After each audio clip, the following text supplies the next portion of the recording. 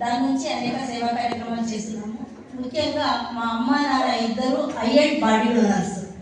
దాని వల్లనే మేము అలా ముందుకు వెళ్ళాలంటే ఎలా చెప్పడం మనకు అర్థం కాక ఏదో ఒకటి మాకు అంటే ఏదో ఒక ఉద్యోగం ఏదైనా ఉండాలా, ఏదో అందరికీ చెప్పాలంటే అలా లేదు.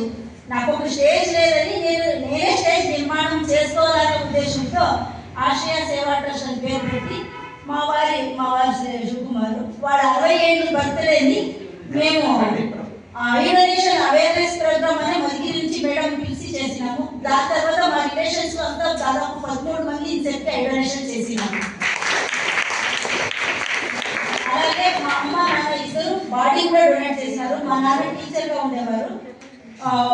తను ఉన్నప్పుడు ఎంతమందికి విద్యాదానం చేసినారు. చనిపోయినప్పుడు కూడా బాడీ డొనేట్ చేస్తే మేము అనుకుంటాం ఏమో అని బాడీ డొనేట్ గురించి చాలా మంది మేము టెక్స్ట్ బుక్ అంతా ఇంకేమీ లేదు. బాడీ డొనేట్ అంటే మేము టెక్స్ట్ బుక్ అయిపోతాం అన్నమాట.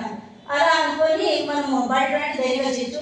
అలాగే మా అమ్మ దగ్గర ఉన్నాడు, మా వదిన వాళ్ళమ్మ నాది కూడా ఇలాగే బాడీ డొనేట్ చేయండి అన్నారు. ఇలా నా ఫ్రెండ్ భర్త ఇలా మన ఆ ఫ్యామిలీలోనే దాదాపు 5-6 మంది బాడీ డొనేట్ కూడా చేసినారు.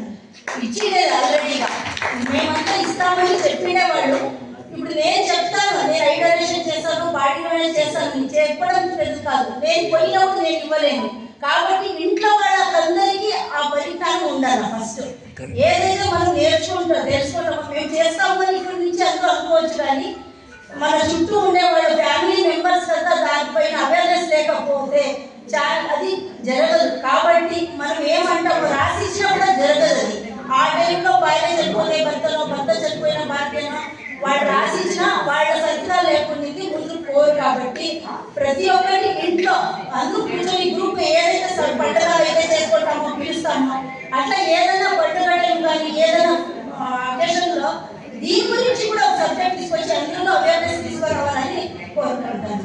ఇంకొకటి ఏమంటే ఇప్పుడు రీసెంట్గా 6